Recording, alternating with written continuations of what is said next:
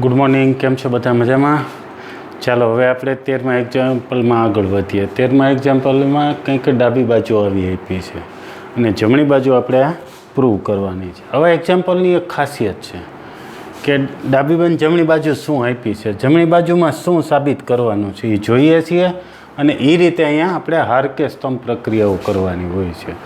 તો શું છે, 1 + a² + b² ક્યુબ લાવવો છે, એટલે કે આ કૌંસ એ આપણે ગુણાકારમાં 3 વખત લાવવો છે. એ 1 + a² + b² આમાં બનતું જ હોય છે, એ તમારે બનાવવાનું છે. તો જો એની ક્લુ કંઈક અહીંયા છે, અહીંયા માઇનસ છે. આ ત્રીજો સ્તંભ છે. ત્રીજા સ્તંભને આપણે કેટલા વડે ગુણશું? તો કે -b વડે ગુણીએ. -b વડે આને ગુણીએ તો કેટલા થાય? +2b². એને અહીંયા ઉમેરીએ તો શું જોવા મળશે?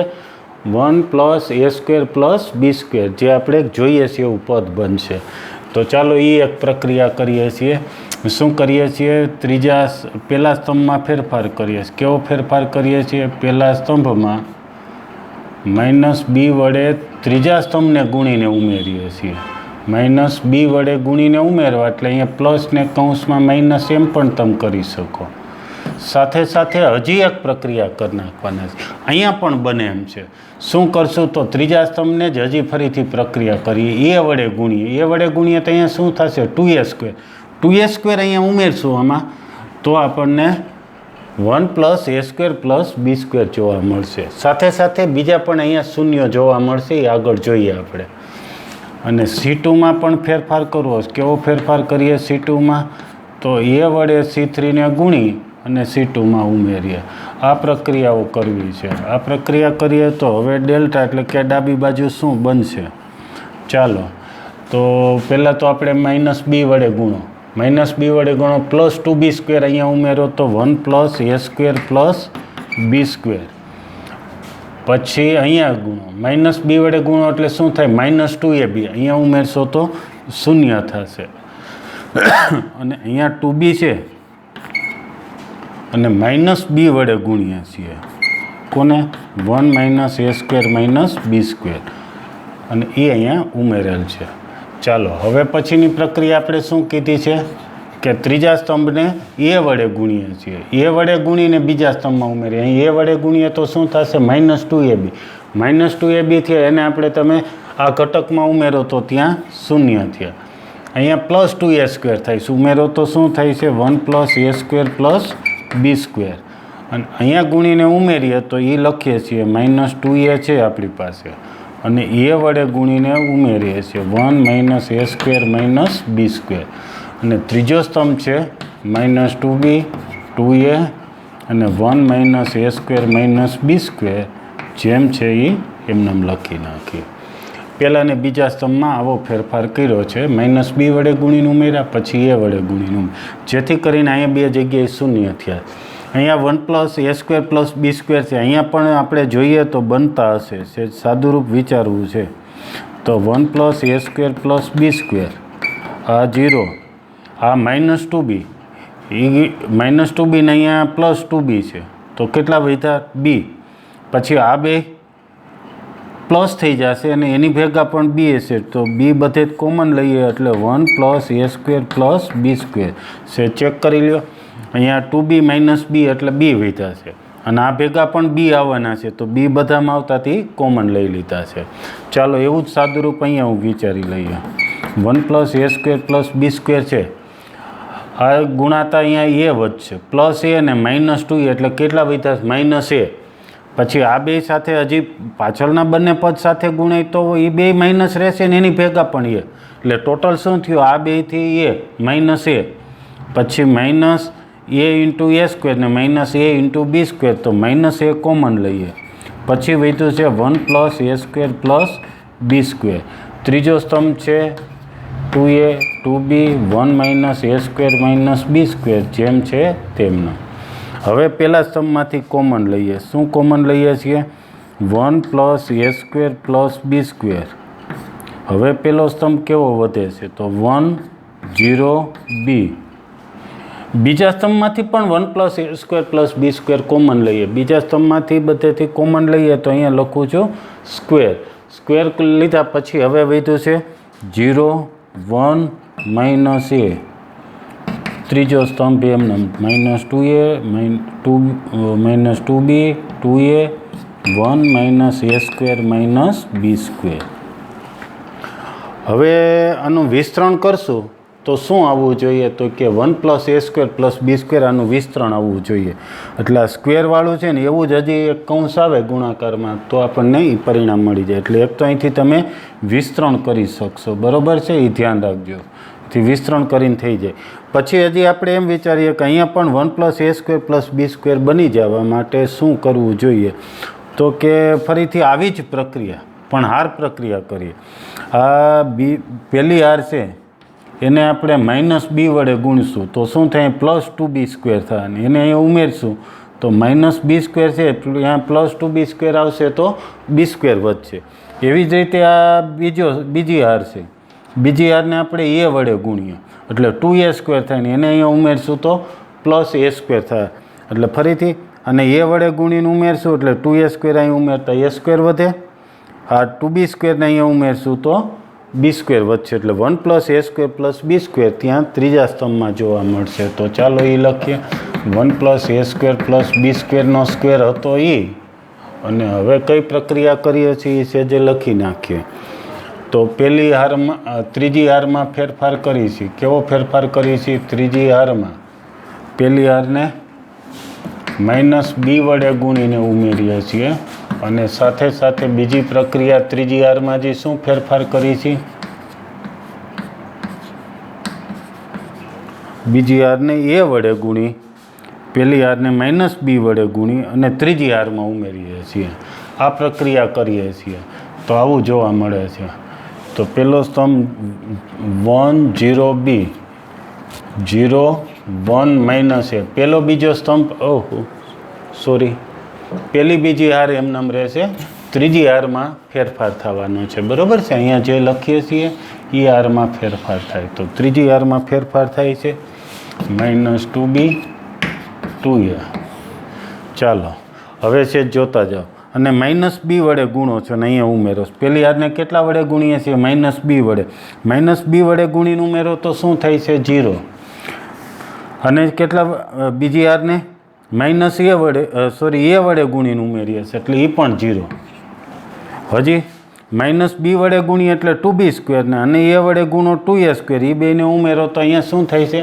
1 પ્લસ એ સ્ક્વેર પ્લસ બી સ્ક્વેર છે. જે પાછું વિચારીને ચેક કરી લેજો, બરાબર. હવે ત્રીજી હારમાંથી કંઈક કોમન લઈએ. શું કોમન નીકળે છે? 1 પ્લસ એ સ્ક્વેર પ્લસ બી સ્ક્વેરનો સ્ક્વેર છે અને એક હજી ત્રીજી હારમાંથી કોમન લઈએ છીએ. તો પહેલી બીજી હાર તો જેમ છે એમને લખી નાખું છું. ત્રીજી હારમાંથી એક 1 પ્લસ એ સ્ક્વેર પ્લસ બી સ્ક્વેર કોમન લીધા છે એટલે આટલું હોય. તો હવે વિસ્તરણ કરીએ. પહેલા સ્તંભથી પણ કરો તોય સહેલું છે, ત્રીજી હારથી વિસ્તરણ કરો તોય સહેલું છે. તો આપણે કોઈ પણ રીતે વિસ્તરણ કરી નાખો. તમે કોઈ પણ રીતે વિસ્તરણ કરો. હું પહેલા સ્તંભથી કરું છું એટલે 1 સાથે શું આવે છે? હાર સ્તંભ ગયા 1 માઇનસ 0 પછી 0 અને પછી 0. પહેલા સ્તંભથી વિસ્તરણ કરતા હોય તો નિશાની પ્લસ માઇનસ પ્લસ છે. ત્રીજી હારથી વિસ્તરણ કરો તો પણ નિશાની પ્લસ માઇનસ પ્લસ છે. ક્યાં નિશાની બદલે? બીજી હાર કા બીજા સ્તંભથી વિસ્તરણ કરતા હોય ત્યારે નિશાની માઇનસ પ્લસ માઇનસ છે. ચાલો તો હજી આનું સાદુરૂપ 1 પ્લસ એ સ્ક્વેર પ્લસ બી સ્ક્વેર ઇન્ટુ આ 1 આ ક્યુબ અને આ ઇન્ટુ 1. ટોટલ આટલું આવી ગયું છે. બહુ સરસ એક્ઝામ્પલ છે. સરસ. તો સહેલાઈથી સમજવા માટે તમે શું કરશો કે આવું કેમ બને છે એ આમાં જુઓ. અથવા ઘણા આવી રીતે વિચારતો હોય કે અહીં બે જગ્યાએ શૂન્ય થઈ જાય એટલા માટે આ પ્રક્રિયા કરવી પડશે. તો એવી પ્રક્રિયા આપણે કરીએ છીએ તો આ બે વસ્તુ મળી જાય છે. પહેલા સ્તંભમાં 1 પ્લસ એ સ્ક્વેર પ્લસ બી સ્ક્વેર, બીજા સ્તંભમાં 1 પ્લસ એ સ્ક્વેર પ્લસ બી સ્ક્વેર. એ કોમન લેશો પછી તો દાખલો પૂરો જ થઈ ગયો સમજો. કારણ કે શું બને છે કે જો આનું વિસ્તરણ કરો તો પણ તમારે હેલું જ છે અને પહોંચી શકો. અને મેં હજી એક સ્ટેપ વિચાર્યું છે અને એવી રીતે ગણાવ્યું છે કે અહીંયા કેમ હજી 1 પ્લસ એ સ્ક્વેર પ્લસ બી સ્ક્વેર બને. કારણ કે હજી ક્યુબ છે એટલે ત્રીજો હજી 1 પ્લસ એ સ્ક્વેર પ્લસ બી સ્ક્વેર બનતો જ હોય. તો એ બનાવીને પછી કોમન લીધા છે, બરાબર છે. તો ચાલો આનો એક તમે સ્ક્રીનશોટ લઈ લો અને પછી આના પછીનું એક્ઝામ્પલ ગણીએ.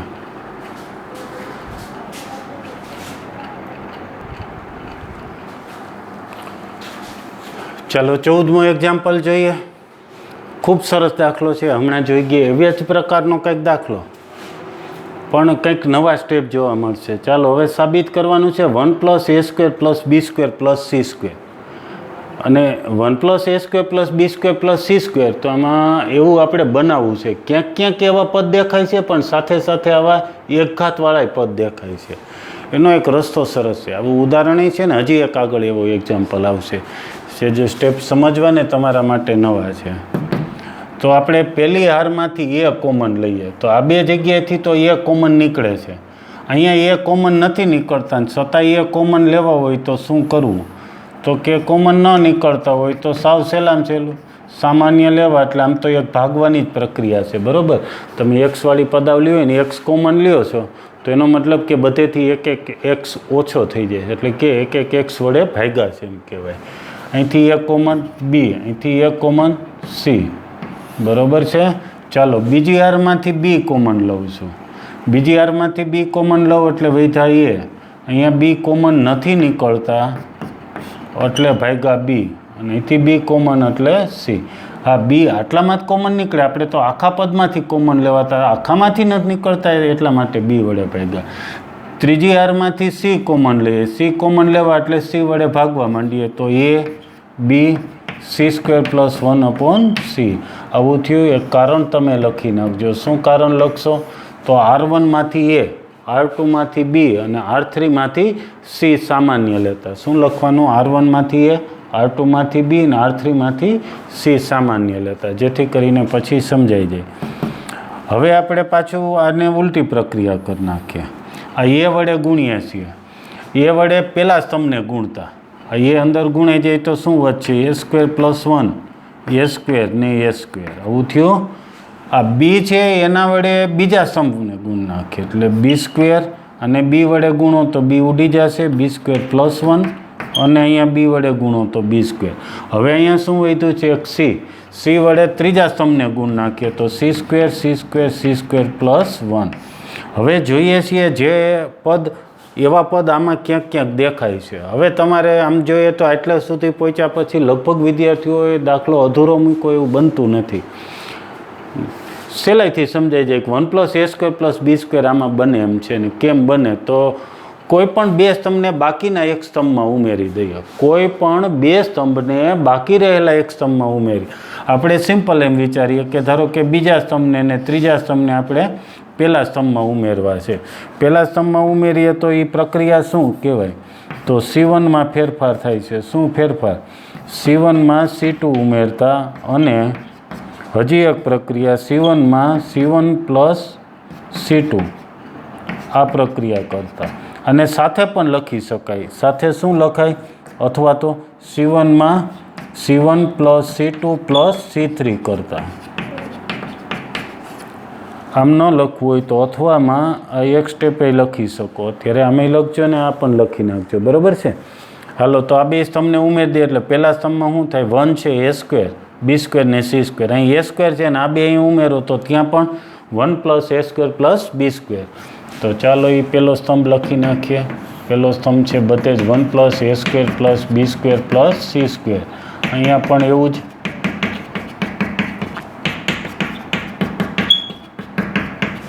બીજો ત્રીજો સ્તંભ જેમ છે તેમનો c² c² + 1. આટલું બરાબર. હવે તો ખબર પડી જ ગઈ છે. પહેલા સ્તંભમાંથી આપણે લઈ લઈએ છીએ 1 + a² + b² + c² કોમન. હવે પહેલો સ્તંભ 1 1 1 વધ્યો. b² + 1 ને b², c² + 1. ચાલો આટલું થયું. હવે વિસ્તરણ કરો તો થઈ જાય, પણ આપણે વિસ્તરણ નથી કરતા. અહીંયા 3 1 આવ્યા છે, 3 જગ્યાએ 1 1 1 છે. તો કોઈ પણ આ પ્રક્રિયાઓ એવી કરીએ કે 2 જગ્યાએ 0 થઈ જાય. એવી કોઈ પણ રીતે તમે ગણશો તો થઈ જશે. આપણે કેવી પ્રક્રિયા કરીએ તો કે બીજી પહેલી આરમાં ફેરફાર શું કરીએ છીએ, પહેલી આર માઇનસ બીજી આર, અને સાથે એક હજી પ્રક્રિયા કરી નાખીએ, બીજી આરમાં ફેરફાર કરી શું કરીએ, બીજી માઇનસ ત્રીજી આર કરતા. તો ચાલો હવે ડેલ્ટા શું થાય છે, ડેલ્ટા એટલે ડાબી બાજુ, સોરી 1 + a² + b² જે આગળથી એક કોમન લીધો છે એ આપણે લખી નાખીએ, 1 + a² + b² + c². હવે અહીંયા બાદબાકી કરવા માંડ્યા, ચાલો બાદ કરીએ તો 0 અને બાદ કરો તો -1, b² માંથી b² + 1 બાદ કરો અને અહીંયા 0. ચાલો હજી એવી જ રીતે બીજી આરમાં ફેરફાર શું, બીજી આરમાંથી ત્રીજી આર બાદ કરીએ, બીજીમાં ત્રીજી બાદ કરવા માંડો તો ચાલો જલ્દી, અહીંયા વિધા 0, આમાંથી આ b² બાદ કરો તો 1 ને અહીંથી બાદ કરો તો -1, ત્રીજી આર એમનમ. હવે આ તો એમનમ છે ડાબી બાજુ, જમણી બાજુ વિસ્તરણ બીજો નિસ્વાયક છે એનું વિસ્તરણ કરી નાખીએ. કેવી રીતે વિસ્તરણ કરીએ, પહેલા સ્તંભથી કરી નાખીએ. પહેલા સ્તંભમાં 0 -0 +1 સાથે શું આવે છે, 1 સાથે 1 - 0 એવું પદ આવે છે. તો હજી આગળ જુઓ તો આ કૌંસ એમનામ ને ઇન્ટુ વધ્યું 1 એટલે કે આ કૌંસ વધ્યો છે, કૌંસ એટલે કે 1 + a² + b² + c². તમે એક જોઈ શકો આ રીતમાં. હજી આગળ પહેલાં નવું શું છે તો પહેલી આરને એ વડે ગુણ્યા, સોરી એ કોમન લીધા, આ ઉલટી પ્રક્રિયા થઈ જાય જે હું બોલ્યો એ. પહેલાં એ વડે ગુણ નાખો, બી વડે ગુણો થયું, પછી સામાન્ય લ્યો, એમાંય હાલે. આપણે શું કર્યું છે, પહેલાં કોમન લીધા, પહેલી આરમાંથી એ, બીજી આરમાંથી બી, ત્રીજી આરમાંથી સી કોમન ન નીકળતા હોય ત્યાં ભાગી નાખ્યા છે. પછી એની જ રિવર્સ પ્રક્રિયા કરી, પહેલાં સ્તંભને એ વડે ગુણ્યા, બીજાને બી વડે ગુણ્યા, ત્રીજાને સી વડે ગુણ્યા છે. એ કારણ અહીંયા લખી નાખવાનું. શું લખશો, C1 ને એ વડે, C2 ને બી વડે, C3 ને સી વડે ગુણતા. પછી તો બહુ સહેલું છે કે આ બે કોઈ પણ આ બે સ્તંભને પહેલા સ્તંભમાં ઉમેરો તો પહેલા સ્તંભમાં બધે આવું જોવા મળ્યું છે. ધારો કે તમે એમ ન કર્યું હોય, પહેલાં બીજા સ્તંભને ત્રીજામાં ઉમેરાવો તો ત્રીજા સ્તંભમાં બધે આવું જોવા મળત, અને આવો જે 1 1 1 છે એ ત્રીજો સ્તંભ તમારે મળત. પછી પણ આવી બાદબાકી કરો એટલે આ જ પ્રકારનું એક સાદુરૂપને આજે સાબિત થઈ જાય છે. બરાબર છે. તો આ પણ એક સહેલો દાખલો તમે આ પણ તૈયાર કરીને ગણ નાખજો. આના જેવું જ એક ઉદાહરણ છે, આના પછી એક ઉદાહરણ લઈ લઈએ અને પછી એક નાનકડો સાવ સહેલો MCQ એ ગણ નાખીએ. બરાબર છે. સ્ક્રીનશોટ લઈ લો.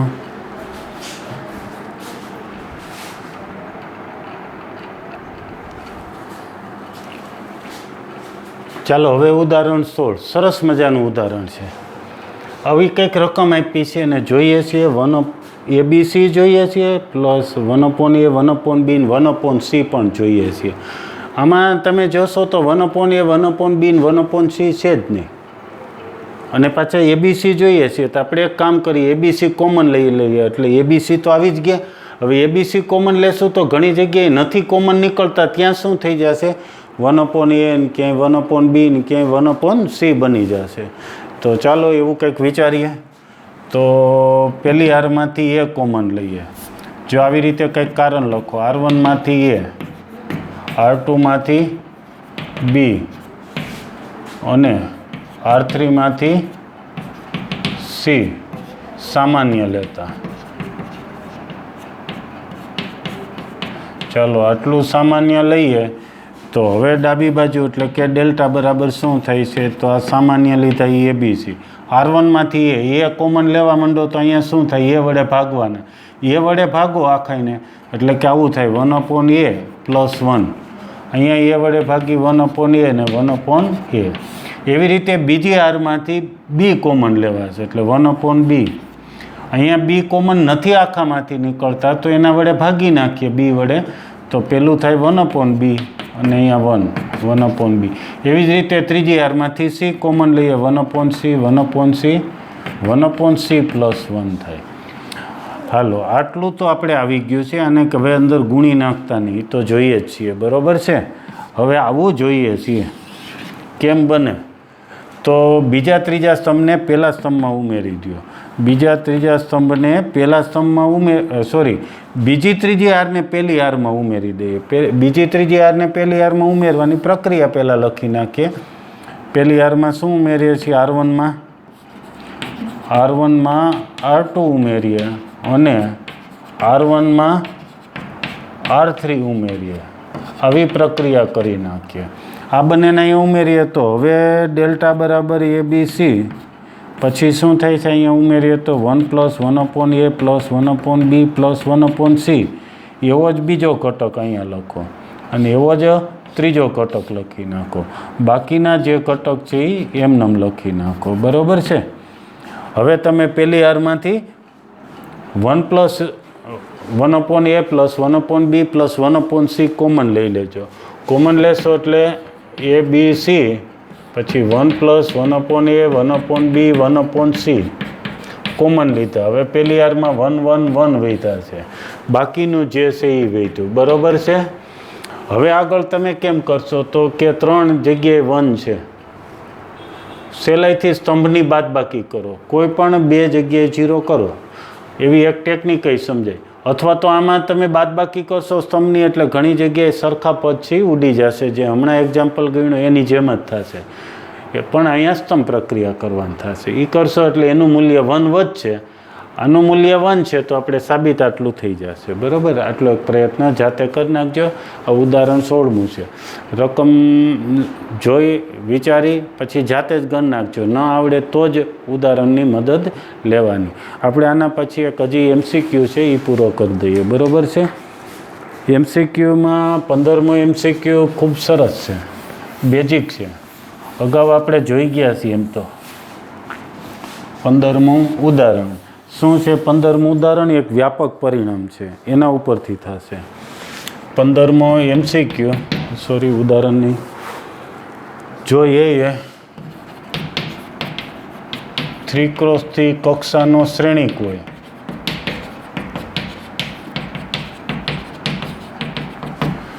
જો એ 3x3 કક્ષાનો શ્રેણિક હોય તો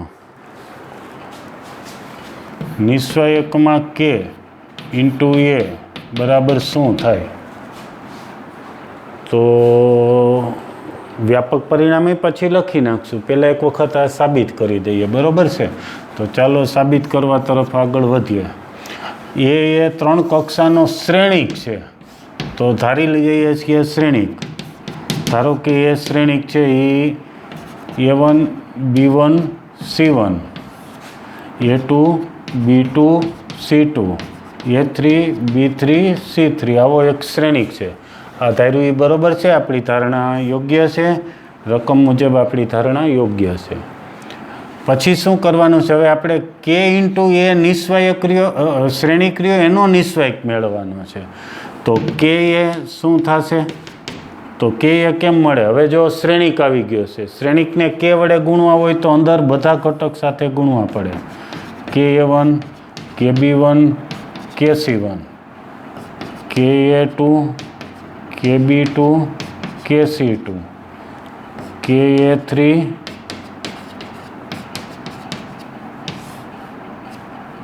આવો આ શ્રેણિક મેળવો.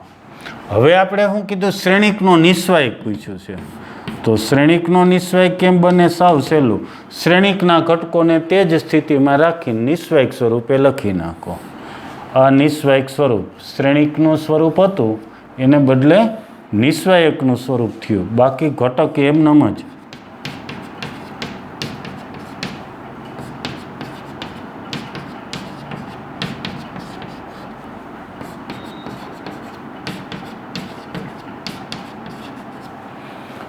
હવે નિશ્ચયક બન્યો છે તો નિશ્ચયકના ગુણધર્મનો ઉપયોગ કરો. પહેલી હારમાંથી K, બીજી હારમાંથી K, ત્રીજી હારમાંથી K કોમન લઈએ. જો નિશ્ચયક છે, નિશ્ચયકને શ્રેણિકમાં આ જ ફેર.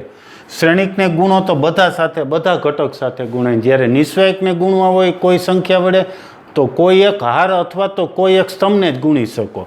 એવી જ રીતે સામાન્ય કાઢવામાં પણ એમ જ છે. શ્રેણિકમાંથી સામાન્ય લો તો બધામાંથી એક જ K કોમન નીકળે. જ્યારે નિશ્ચયક હોય સામાન્ય લેશો તો બધા જ હારમાંથી એક એક વખત કોમન. પહેલી હારમાંથી K, બીજી હારમાંથી K અને ત્રીજી હારમાંથી K, એટલે K³ કોમન લઈએ. ટોટલ K³ થયા. એટલે A1 B1 C1, A2 B2 C2, A3 B3 C3 આવું વધ્યું છે. હવે એ તમે જોઈ શકો છો કે આ K³ એમને આ શું છે? તો આ શ્રેણી K હતો એનો નિશ્ચયક છે. એટલે આપણા જવાબમાં આવશે. વ્યાપક રીતે પરિણામ લખીએ તો કંઈક આવું છે. નોંધ, વ્યાપક રીતે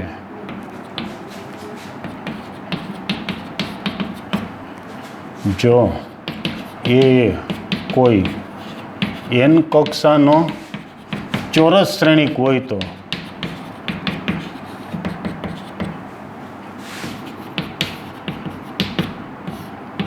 એ શ્રેણિકને કે વડે ગુણીને મળતો નિશ્ચય કે શું થાય? કેની n ઘાત ઇન્ટુ એ. n શું છે એ ધ્યાન રાખજો. એની કક્ષા છે ને એ ઘાત તરીકે આવે ને કે શું છે તો જે સંખ્યા વડે ગુણો એ સંખ્યા અહીંયા આવેલી છે. બરોબર છે. તો વ્યાપક રીતે તો આ પરિણામમાં સાબિત કર્યું છે. એનાથી વ્યાપક રીતે નોંધ લખ્યું છે અને આનો ઉદાહરણમાં પણ ઉપયોગ કરી શકાય. જેમ કે હજી એક પ્રશ્નની વાત કરીએ.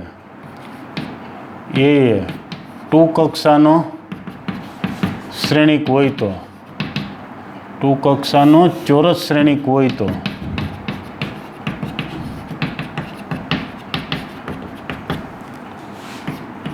5 ઇન્ટુ એ બરાબર શું થાય? તો સિમ્પલ છે. આ 5 છે એ 5 અહીંયા લખી નાખવાનું. ઉપર ઘાત તરીકે શું લખવાનું છે? 2. એટલે શું આન્સર આવશે? 25 ઇન્ટુ નિશ્ચય કે. આ આન્સર આવશે. આવી રીતે તમે પણ 2-4 MCQ વિચારી લેજો. ચાલો હવે 16મો MCQ જે સૈદ્ધાંતિક મુદ્દા ઉપર આધારિત છે. શું છે 16મો MCQ? ક્યુ વિધાન સત્ય છે તો શ્રેણિક કોને કહેવાય અને નિશ્ચયક કોને કહેવાય? બે ખબર હોય તો આપણને એવા કંઈક પ્રશ્નો પૂછ્યા છે. વિકલ્પો છે. નિશ્ચયક એ ચોરસ શ્રેણિક છે એવો પહેલો વિકલ્પ. એ સાચું કે ખોટું? નિશ્ચયક ચોરસ શ્રેણિક છે તો ચોરસ શ્રેણિક નિશ્ચયક છે પણ શ્રેણિક તો નથી. ચોરસ હોય નિશ્ચયક એટલું સાચું પણ શ્રેણિક નથી. શ્રેણિકમાં નિશ્ચયકમાં ફેર કેટલો છે? આ નિશાનીનો. નિશ્ચયક છે કોઈ સંખ્યા મળે. આનો જવાબ છે કોઈ સંખ્યા મળે. જ્યારે આ કોઈ સંખ્યા નથી. આ માત્ર ચોરસ ગોઠવણી છે. શ્રેણિક એ ચોરસ અથવા લંબચોરસ ગોઠવણી હોય. જ્યારે નિશ્ચયક છે એ ચોરસ ગોઠવણીની અને એક ચોક્કસ મૂલ્ય હોય છે. એટલે તમે બધા વિકલ્પો વાંચો તો એમાંથી સી વિકલ્પમાં લખેલું છે કે નિશ્ચયક એ ચોરસ શ્રેણિક સાથે સંકળાયેલી એક નિશ્ચિત સંખ્યા છે. બરોબર છે. તો ચાલો આટલા તમે વ્યવસ્થિત તૈયાર કરી નાખજો એક્ઝામ્પલ અને અહીંયા સુધીના ઉદાહરણો સમજીને તૈયાર કરી નાખજો. જે કાંઈ ડાઉટ હશે એ પછી પાછા આપણે છેલ્લે એક વખત રૂબરૂ મળશું ત્યારે જોઈ લઈશું. આના પછીનો હવે નવો ટોપિક છે ત્રિકોણનું ક્ષેત્રફળ અને એના ઉપયોગો નિશ્ચયકની મદદથી મેળવી શકાય. એટલે આમ જોઈએ તો એ મુદ્દો એવો કહેવાય કે નિશ્ચયકના ગુણધર્મો છે, નિશ્ચયકના ઉપયોગો છે એવું કહેવાય. નિશ્ચયકના ઉપયોગો ત્રિકોણનું ક્ષેત્રફળ, રેખાના સમીકરણો આટલું મેળવવા તો ઉપયોગી છે જ. એ સિવાય પણ ઘણા બધા ઉપયોગો આપણે આગળ ચેપ્ટરો એક પછી એક 12માના જોતા જશો. 12મા પછી ધોરણ પછી તમે આગળ ભણશો ત્યારે જોશો કે નિશ્ચયકના ઉપયોગો ઘણા બધા છે. ચાલો તો નેક્સ્ટ લેક્ચરે જોઈશું.